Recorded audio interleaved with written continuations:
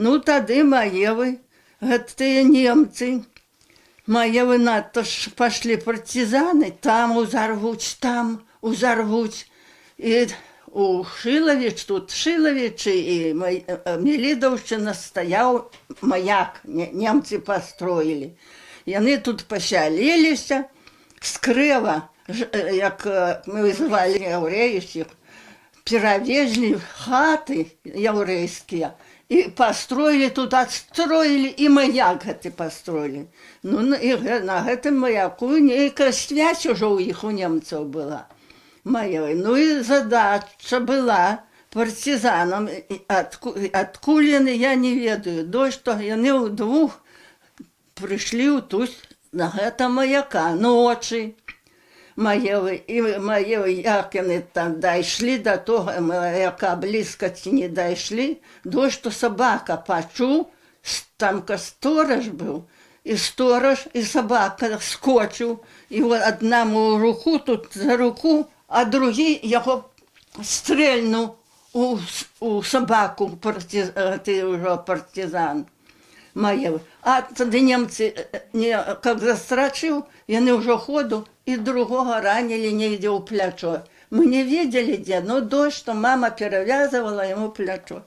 І яны бедненькія прыпаўзлі, прыйшлі да нас, што ішлі, і яны увидели, што агоньчык у хаце, а у старшай сястры надта балеў жывот. Маевы, так яны на гэты агоньчык здрагаюцца. Тата адчыніў дзверы. Хто? Хазяін, прыміце, гэты абкрываўлены. Прыміце, мы партизаны. Ну што ж, скарэй тут з яго не было там раздзяваць, распароли, разрэзалі. Скинули гэта ўсё благое. Мама кужэльная, не бінту, нічого, кужэльную благую кашульку у топалёўку. Топалёўка на восца была, тополь настаивали. Гэта лякарства ад ранаў было. Якія болькі там ці што.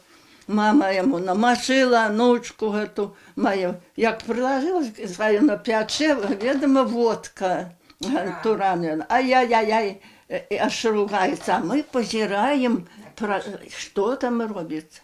А другому гэту руку перавязала, яны цярпіў, а на гэта будзе. Ваня, да ты цярпі, ну што, гэта ж лякарства цярпі. Перавязала татаву кашулю кужэльную, рубашку адзелі. І ён прося гэты, што з рукой. Хазяін, можа, ёсць у вас водка? Тата кажа, ну ёсць, я раблю водку, свая хорошая водка. Так дайте. А мама говора, нет, так вам же, детки, не можно, вы ж хотите где пойти, мы не будем вас держать. Не, нам надо добраться до Вялли. Там у нас отряд ихный уже до Вялли. Ну, не знаю, поскольку там тата улил, выпил, кажа, это для бодрости. І подякували, і пошли. Ну, гэта ў крыві. Тата будзе казаць на маму, што памыеш, а не, бацька, запхні, скруці гэта барахло і запхні ў печку, каб і не было відаць. І тата так і зрабіў. Што ж яно, кажа, мы парвалі, паразразалі, ў крыві ўсё ўпхані. Ну, і гэта ляглі, яны пашлі, лягалі, гэта ўжо стала світаць. Разведнела мае. Тата устаў, што з мамай, бо коні было ў таты двое, кароўкі, мама даіць. А мы яшчэ спалі. Шум такі, на два мацыклеты з люлькамі немцы. Прылятаюць, як уляцелі, як сталі гергетаць, тату тут за шыварат маму, нас большых на двор поставілі. Маевы, і перагаворшчык быў надто, ўжо мама казала, вот ён ўжо малайцом усё перадаваў, што мама гаварыла, так ён будзе казаць ужо, тады маме гавора, што яны прыехалі за тым, што прастрэлілі ці застрэлілі сабаку, партизаны, і дабіраліся да іх на ўжо маяка. Так вот, затое мы іх хочам разаблачыць. Пошли шукать Маевы. І ў Швіран, і на гару, і ў хлеве, і пад кроваці, усюды шукалі. Но ліво боженька ёсць, мама верующая была, што схавалі ў крыві гэту адзежу. Если б знайшлі, що нам капут. І тату безумно, сколько разів тата і повалився. Сознавайся уже, как сознавался. Тата клянется, мама руки складає, клянчила, просится, целує. Немцу так і був паршивий. Баху собаку застрелив, бо собака не допускав, на ланцюгу летав. А нам от страху колотимся, плачем. Тата як повалився, немец этим безумами став щобать. А сестра старшая тату обняла его, плача. Я до мамы держусь, колочусь, такий страх. Нули переговорщик, все переговорил. Гэтые вышли, вышукали, нигде не нашли ничего. Уже гергетать, что нема ничего, нигде не нашли. Только у свирня скварка висела, забрали ту скварку. И уже переговорщик уже сказал: смотрите, если появятся партизаны, те какие, как сообщали им, немцам. Мама уже побежала, добро, панок, добро, руки лезли целовать мои. Поехали. Тата скорей подпалил лучину, ту спалить ту одежку, ту мою крови. Так вот, только спасла одежа. Если бы одежду нашли, то нам усім капут. Усіх бы не расстреляли. Было такого страху. Не дай Бог, синок. А прийшлося моє, як отступали, які вредні паразити, як отступали ті німці, то свой маяк узорвали, і хати гане подпали, все не осталося. И летели, як сумасшедшие, моевы, не глядели, ни дороги не было, им направление какое держали, по добре перли. Только мама будет сказать: а Боже мой, вот и наш хлебок топчется, все, вот все родилось. А як самолеты это летали, мы ж хвались у склепе. Так низко, а земля дрожит.